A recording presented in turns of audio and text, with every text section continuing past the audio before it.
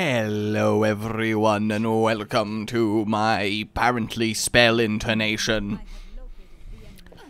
Hello everyone, and today I want to talk custom game settings because they excite me. Oh, they do. When I put those sliders up and down, well, it's not the only thing going up and down. Wait, no, at that speed that would kind of like let's rapidly move on. Okay, that's fine, because I think there are quite a few why isn't this an adjustable setting that really need to be an adjustable setting. There's also quite a few things that I'm like, we really should get them. They'd be awesome, not crazy to implement, and add a whole new world to custom games. New fantastic ways to play, to make my day. And now the song parody's going away.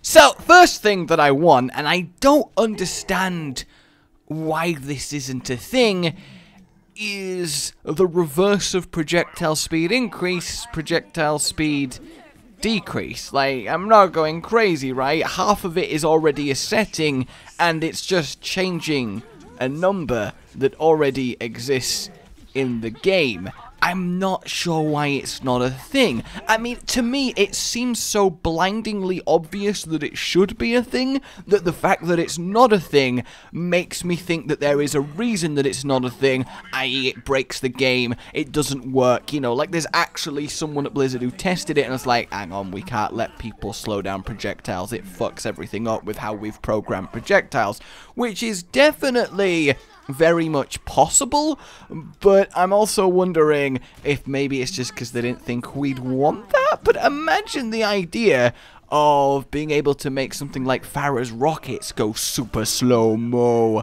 through the air. That would be fantastic, right? Hell, I would like it to go even further and be able to set projectile speed to 0. So you fire, and then the rocket, or the Junkrat ball, or the May icicle, you know, every projectile, you know what a projectile is, I don't know why I felt the need to explain that there, just hangs in the air where it was fired. Obviously, you'd put a limit so it doesn't crash the server when there's too many, but it means that you could set up a whole area with floating stationary explosives that's kind of like an awesome trap that you have to weave through. How fantastic would that be? Because the thing is, I've been touting loads how much the world of custom games holds so much potential for Overwatch, how it can stand to be the reason that it survives years and years after it should otherwise have lost people's interest. The Warcraft 3 paradigm, it's very much there. That game lived forever on its amazing custom games and ultimately spawned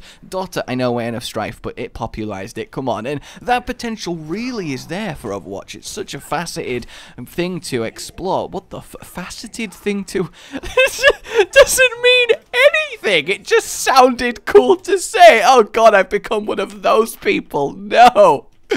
Oh man, and it makes me so happy that eventually they do want to release a map editor, and I've talked about this a lot, the potential, the benefits, it's just fantastic. But yeah, you can watch the videos, I've talked about them if you want to know my thoughts more.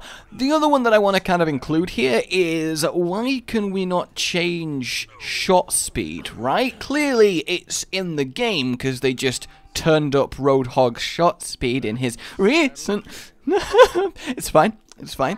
So, clearly the option is there, so why can't we just ramp up or down shot speed, attack rate, and all the guns, and have just, like, ridiculous Bastion fire rates on every character, or slow it down hugely and have just super anticlimactic boom.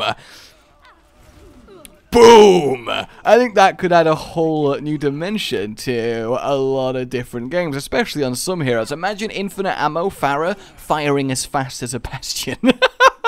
A rocket chain gun. That is something you need in your life, and don't even try and tell me it's not. So yeah, that's that one.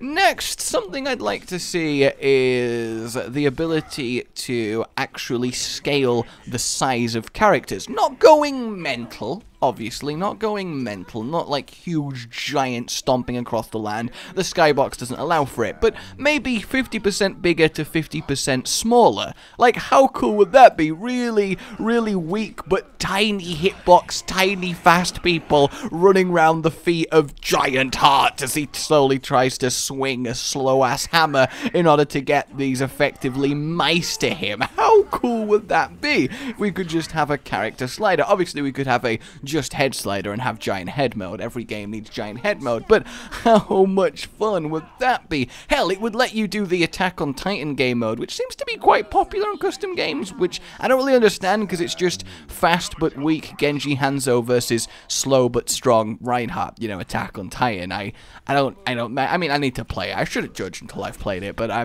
feel like there's more interesting things. But at least if you could make the Genji and Hanzo smaller and the Reinhardt bigger, then we're talking about, God, Reinhardt as a Titan.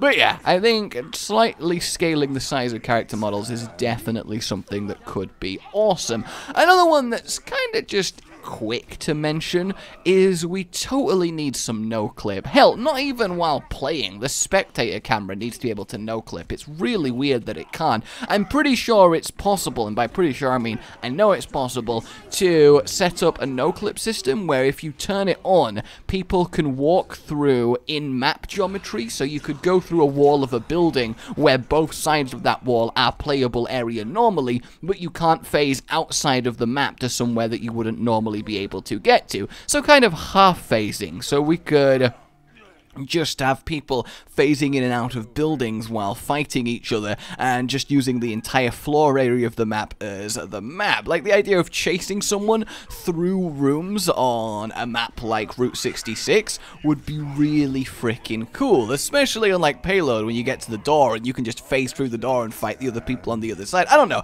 This one is a little bit adventurous, definitely. It would probably require some tinkering, a little bit of doing. It's not the easiest one on this list. In fact, it's probably the hardest one to achieve on this list, but I say it mainly for the spectator camera. I really do. It's something that really inhibits custom games, the spectator camera not being able to just slide through walls. Like, it's just so inherently useful, and I don't understand it's not a thing. Like, ¿por qué? No sé. Alright, next up, I kind of would love the ability to actually fly. And I know you're thinking, well, with the new gravity settings, you kind of can. And yeah, you kind of can.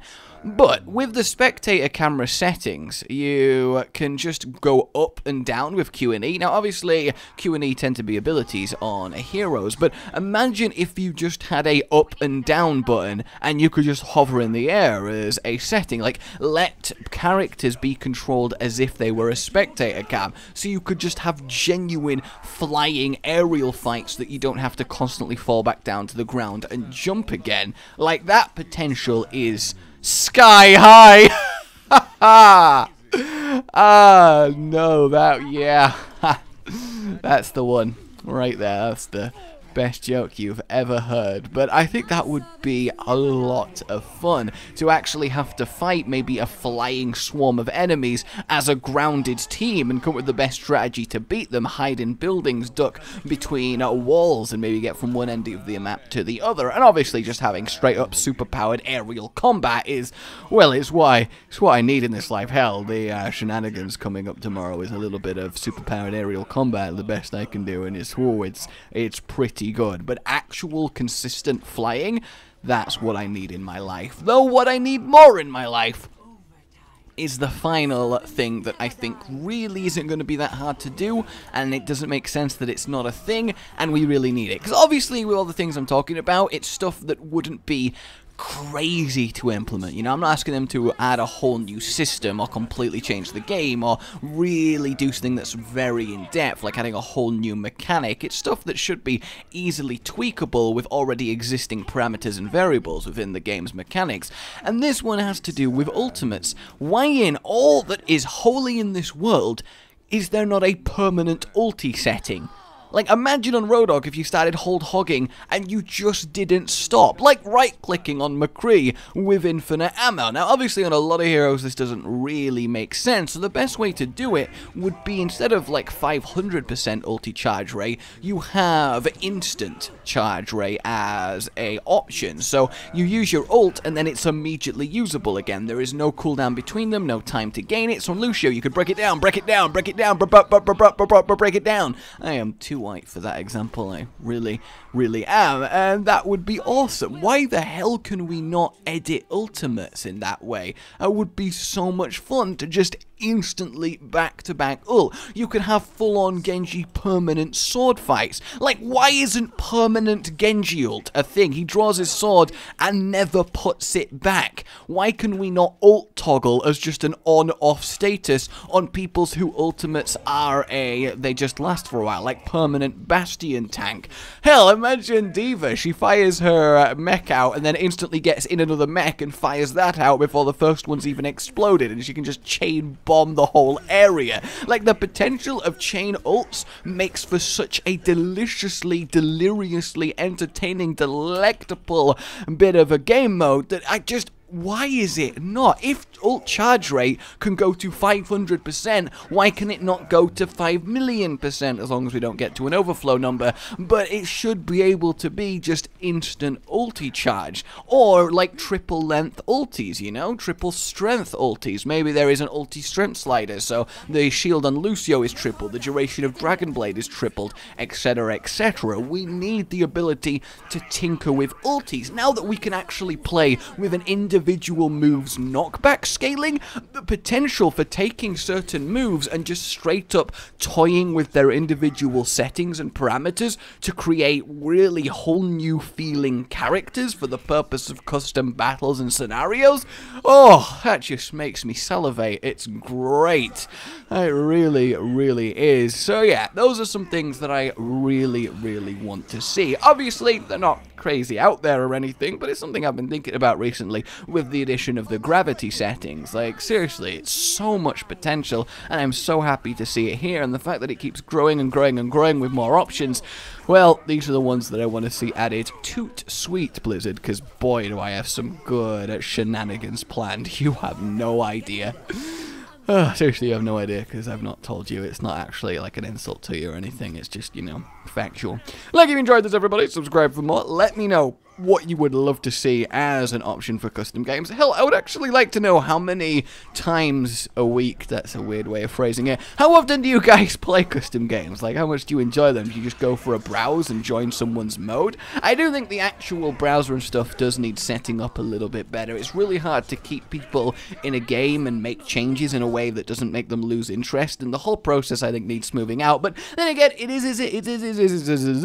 was that? It is in its infancy, and there is a lot of room for smoothing out, improvement as we go forward. So yeah, here's to the future of Overwatch custom games. I really think there is just glorious things coming, and hopefully they involve what I said today. I will see you all next time. A goodbye.